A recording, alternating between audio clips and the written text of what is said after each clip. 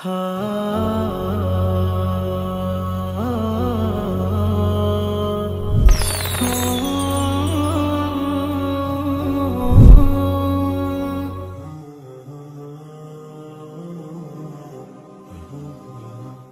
الله الرحمن الرحيم. الحمد لله رب العالمين، ثم الصلاة والسلام على أشرف الأنبياء والمرسلين نبينا محمد وعلى آله وصحبه أجمعين وبعد. إن شاء الله كلمة إذا waxaan jeclahay inaan kaga hadlo ramadaanka oo inagu soo dhow intaan ramadaanka la gaarin waxyaabaha ugu haboon ee macnaha qofka advice ama talooyin ee la siin karo maxaa waay talooyinka ugu haboon ee siin karo ayaan ka hadli doonaa qofka muslimka ah inuu u diyaar garoobo bishan iyada aan kaga hadlayna macnaha kelimadaas iyada ilaahay idinkiisa kelimadaas iyada ah waxayna xusuusin doontaa number 1 bishan iyada fadaaisha ay leedahay waxayna xusuusin doontaa waxyaabaha niyadda aad u baahan tahay inaad ku gasho talooyinka aad u baahan tahay oo dhan bayna xusuusin doontaa bishan iyada ah ee ramadaan waa bisha nabiga calayhi salaatu wasalaam inoo sheegay habeenka kow ay tahay in la xidhayo shaydaanka kuwiisa maradada ee madaxyada adag kuwaas iyaga sharta badan in la xidhayo noo sheegay waa nabigu wuxuu noo sheegay calayhi salaatu wasalaam in la furayo albaabka jannada oo aan la xidhaynin ilaa bishu ka dhammaanayso iyo in naarta albaabkeeda la xidhayo marka tuglaqu abwaabu niiraan wa tuftaxu fiihi abwaabu ljinaan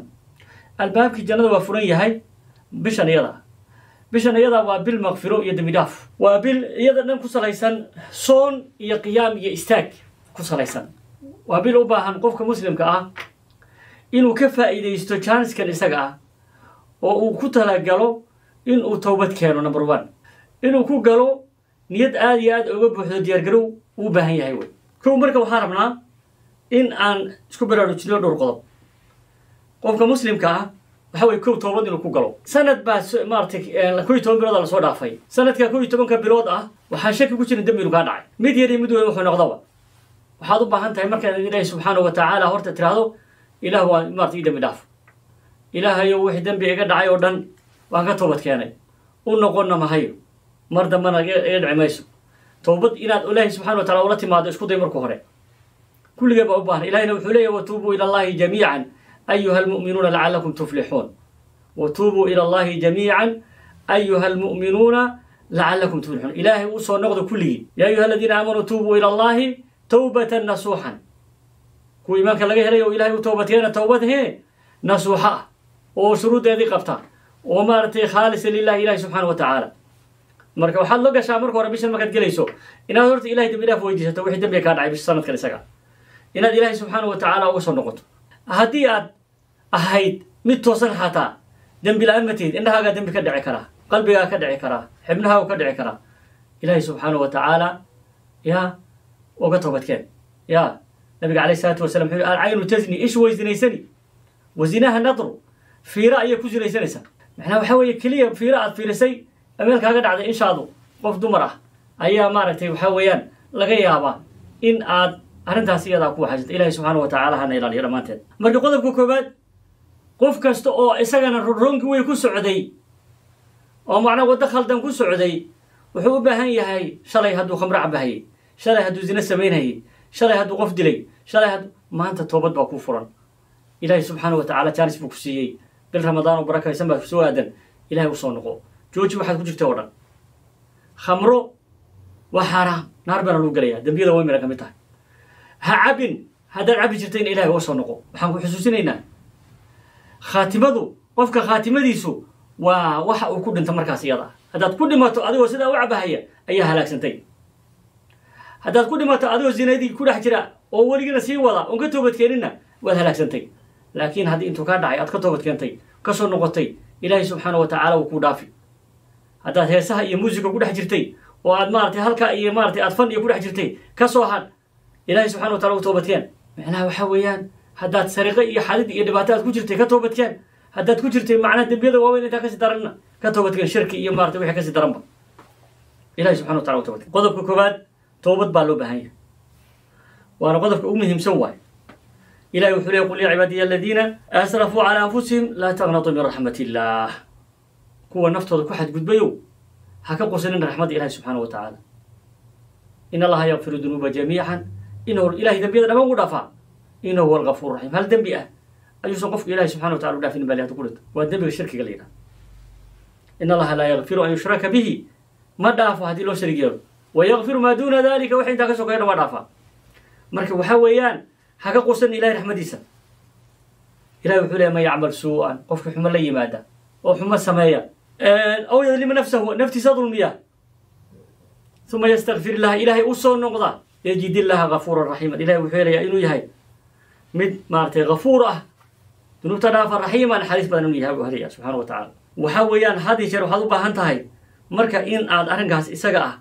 آد كود داشو وضبك اللبات وحد إلهي سبحانه وتعالى كو شكرسا بشر يدا هدي وكو قارسيو قارسينتو وكو قارسيو كو شكري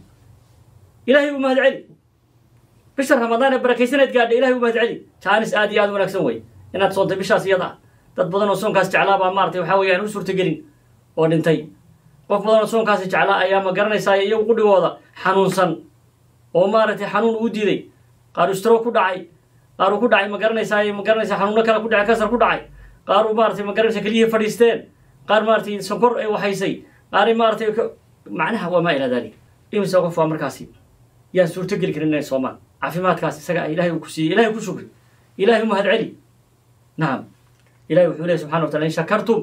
هذا إلهي وحوله هذا يوشك رسان لا زيدنكم والدي سيادين عافماتي بكوزي نعمة بكوزي هذين يا نعمة إلهي بكوزي وإن تعدوا نعمة الله لا تحصوها هذا عاد ما قرنا يساي الترسان نعمة إلهي سبحانه وتعالى وحوله لا تحصوها مكوبي كرتام إلهي سبحانه الله حرب هذا مركز نعمة سيادة إلى تكون شكر إلهي سبحانه وتعالى نعمة الصحة نعمة الحياة نعمة العافية إلهي سبحانه وتعالى كل شكر عافماتك إلهي كسيه نرسو إلهي كسيه إلهي إلهي سبحانه وتعالى وشكرسو وأكو زيادنا يا إلهي سبحانه وتعالى وحيري مارتي شقي سلف كهر وحي رجل بالي أحد سلف وحيري بالي قيدوا نعم الله سبحانه وتعالى إلهي نعموين كي سفو قيدا يا بشكر الله سبحانه وتعالى إلهي سبحانه وتعالى وكو شكر سان إلهي وكو شكر سان هذيك لما مارتي قيد معناه وحاول يوقفكو إنه دبرو وحنعمل هذا هيسطو إنه مارتي هذا هيسطو inaad xidho ayaa la rabaa sidaad ku haysanaysaa marka taas iyada marka waxay ku tusinaysaa iyadana maartay waxa weeyaan nicmada ilaahay subxaanahu wa tacaala in lagu shukriyo qodobka kaleento waxaad u baahan tahay inaad axkaamta siyaamka axkaamu soomka inaad barato soom macnaha wuxuu ka mid yahay rugni min arkaan islaam wey ya rugni min arkaan islaam waayaan ilaahay subxaanahu wa taala kutiba calaykum siyaam waa fard من أمارت إلهي سبحانه وتعالى مفرد يالي وحضب بحانته مركا إن آد نمبر 1 آد إلهي سبحانه وتعالى وحاويان عبادي سادة قدن هاي البرط أحكام تاس هدايت هاي صومك صومي سيوحي كاتشبين هاي ساتكو إلى عشان هاي هدايت هاي عبادتك طاعاتك كالنتي لو بحنا إنا تسميسو هدايت هاي اعتكاف هدايت العمرات قلت هدايت زكاة الفطر أحكام تاس ولهم حيابها سيقع أيضا بحانتنا برط طلب العلم وفريضة على كل مسلم ومسلمة gabadh kastoo muslimada iyo nin kastoo muslima waxay u baahan yihiin inay bartaan cilmiga inay bartaan qodobka afraad waa qodob isagana muhiim ah inaad la gasho arrintan iyada aad ku gasho waxa la yiraahdo himma caaliya himma aad iyo aad u sareysa inaad la gasho macnaha waxa weeyaan qorshe inaad ku gasho macnaha ramadaanku waa bilowday maxaa tan od ka leedahay yaa waa la soomaa iska soonmiya mise qorshe kugu jiro bishan iyada inaad ka faa'iideysato aad isku daydo kuwa la xoreeyay inaad ka mid noqoto kugu jirta kuwa dhibaatooyinka haystay oo dhan intuu ilaahay weydiistay la xaliyay ma kugu jirta maxaa kugu jirta macnaha hadii qaabkaad markaad galayso bisha ramadaan fikirkaaga markuu inuu cadi yahay dhibaatooyin badan baa ku haysta family dhibaatooyin business baa ku haysta dhibaatooyin adduunyo ku haysta mid aakhirana waxa soo rantii aakhirana ka daranta waxa weeye waxaad u baahan tahay adduunka waa laga tagay jannadaadii inaad maartay meel dhigato inaad u shaqaysato inaad wadadii maartay jannada lagu gali lahaa aad hayso ramadaankuna uu yahay habeenka waxaa ku jirta laylatul qadriga ah ya soddonkaa beri ugu dhex jiraaye haddaa soddonkaasi aad dadaasho oo habeenkaa hayso 83 sano ama 84 sano oo kaamil ah haddaad ka waran cibaadadii idaacadooda lagu siiye ka waran ya waxaan ka sheekeen shalay nin maaragtay intuu ku sugnaa wuxuu ahaa macnaha qof khamrada caba niman tabliiqaha tariiqa ka soo qabtay مساجد كينين بالي مساجد مركا كينين أيها وحالة يدي لما كي مساجد كتشوف ضياء صح ayaa waxay yidhahdeen waryaa war ninkaan naga bixi ninkaan na dhaafi haddee ninka moogtahay markuu khamrada cabahayay dee waxaa ka muuqata maaratay duruuf baa yaraha dee dharkiisa iyo binaantiisa iyo wixii o dhan iyo urti iyo wixii ma garanaysaa marka way yaraha diidan waxay dhan waryaa naga bixiniyo ninkaan ninkii adigu haddee keenayna xoogaa waxaa gashay xoogaa yaraa barashar baa fuulay isagiina inuu meesha ka baxo macquul ma ahan oo nin isaga qudhiisa heer ilaahay la doonay buu ahaa uu iska fadhiyay masaajidka intuu gees ka fadhiistay ayuu maqribka la tukaday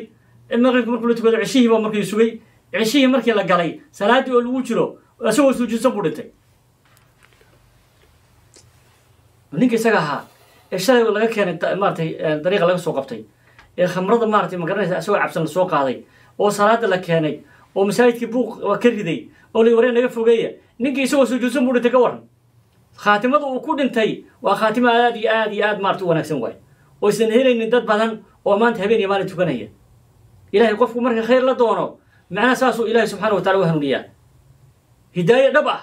ayay maaratay ilaahay subxaana wa tacala ninkaas isagaa u ahayd saacaddaas iyada ah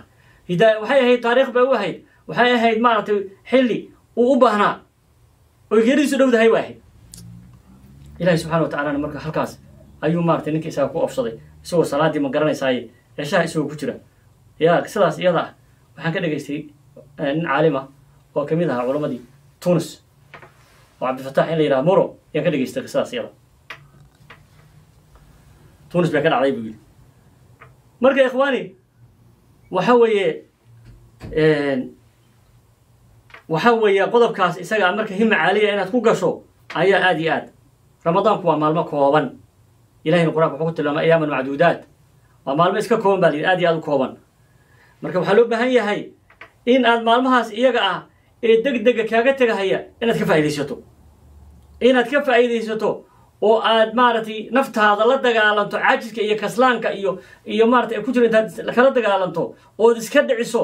oo yaa aad maaratay ma garanaysaa cibaadaysato ood qur-aanka akhriso qur-aanka ku khasabto oo salaada ku khasabto oo tiraahdo no waxaan iyadaa kaama yeelahayo naftaada la dagaalanto wey jihaadu nafsiga waxaa la yidhi ka daraya jihaadka alcadow naftaada oo la dagaalanto ilaahay wuxuu yidhi qur-aanka ina nafsa la amaaratun bisuu'i macnaha naftu waxaa weeye xumay ku amraysaa marka waa inaad ku khasabto salaadii waa inaad ku khasabto maaratay ma garanaysaa inay kacdo hurdada ka kacdo waa inaad ku khasabto macnaha inay salaad tukato inay maaratay soomto inay cibaadaysato inay daacaysato inaad xumaha ka celiso inaad laftaada la dagaalanto u baahan tahay cibaadaadka inaad ku dadaasho marka maalmahan iyaga ah ee yarka ahee tegahaya waxaa weeyaan aad iyo aad waxaa loo baahan yahay inaad ka faa'iidaysato ayaa loo baahan yahay wey aad iyo aad baad u baahan tahay qodobka ugu dambeeya kusoo gabagabaynayo waxaa weye qur-aanka in la akriyo bishan iyada waa bisha qur-aanka in la akriyo qofkii ilaahay subxaana wa tacaala uu fududeeyey iyo qofkii ilaahay ku adkeeyeyba labadaba inay maaratay bishan iyada ah ay qur-aanka isku dayan inay ka faa'idaystaan waxaa la yidhi dadkii hore ee salafka ahaa ee wanwanaagsanaa waxay qur-aanka dhamayn jireen kaanuu yakhtimuuna alqur'aan qur-aanka waxay dhamayn jireen ثلاثة ليالي سد حبيبي كل ما جرين قار وحكوا دمين جرين تدوب بهبين كل ما جرين قار وحكوا دمين جرين تبن هبين قار وحاب الله شاقي هدي رمضان كقرو معناها إنه كل ما جرين هبين وربع رمضان إمام الشافعي وكله وختم وسمي جرين بالي ختم هبين كأو سمي جرين سفيان الثوري يقول رمضان سيجا إيه ونفسه كلام تمارتي هاي أسود نكل لنا كان يقرأ كله في ليلة الله بكل ما جرين شافعي وحاول يسيتون ختمة لحدا جربوا ما جرالي تدبير وحاول تو تايمز ولا ما جري مالكي marka waxaan kusoo gabagabayn halkaas iyada qur-aanka laga faa'iidaysto hal akhriyo halkaasaan kusoo gabagabayn sallallahu alayhi wa sallam ala nabiyina maxamed wa ala alihi wa sahbihi wa sallam سبيل الدموع سبيل مرير فنحذر يا صاحي كي تستريح وبث الدعاء الخفي الصريح يسعك الفضاء الرهيب الفسيح